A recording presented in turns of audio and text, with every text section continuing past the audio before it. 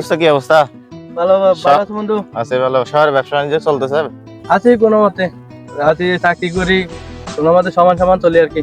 ও টাকা পয়সা লাগলে বলিস, ঠিক আছে দোস্ত, খেলাপ করবো। আচ্ছা বন্ধু।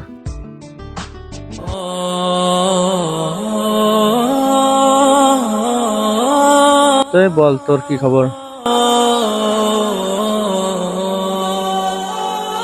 বড় ভাই, কি অবস্থা? একটা বিপদে আছি, কিছু টাকা পয়সা দেন না। ভাই আমার কাছে এখন কোনো টাকা পয়সা নাই, এখন আপনি ভাইবেন না ভাই, টাকা পয়সা নাই ভাই। তুমি আমারে বলছো টাকা আছে, ওরে দিলে না যে?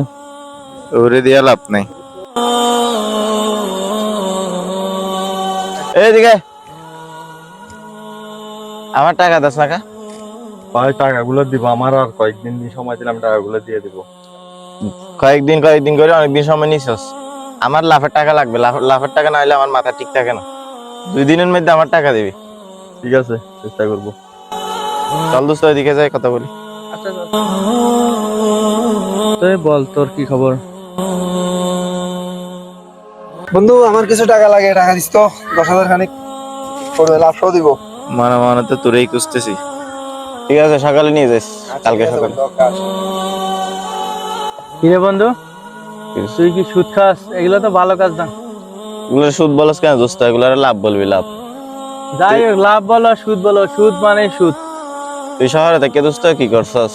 আমি দেখ ঘরে বসে বসে টাকা কামাই। শহরে থাকছি ভালো কথা, আমরা কোনো মতে কি অন্তত পক্ষে সুদ খাই না, ঠিক আছে?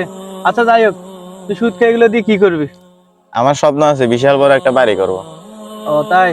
তো আচ্ছা ধর বন্ধু, তুই বিশাল একটা বাড়ি করলি, ঠিক আছে? হ্যাঁ, আর তুই বাড়িতে ঢোকার আগে তুই মারা গেছো, এখন ওই বাড়িটাতে কি হবে, কে থাকবে এতে? তা আমার ফুলা মাইয়া থাকবে। এতে তোর লাভ হইলো কি? শেষ পর্যন্ত তুই কি সুদের ভাগিদার হইলি? ঠিক আছে, তোর সাথে আমি আর থাকবো না বন্ধু, বুঝছো?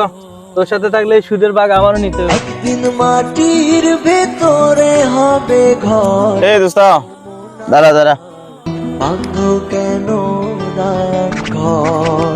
দোস্ত, আমার ভুল হয়ে গেছে দোস্ত। আমি তো এটা ভাবি দেখি নাই, তুই আমার চোখ খুলে দিস তো দোস্ত। আমি আর সুদ টুদ খাবো না, ভালো হয়ে যাবো দোস্ত। আচ্ছা ঠিক আছে। বাঁধ কেন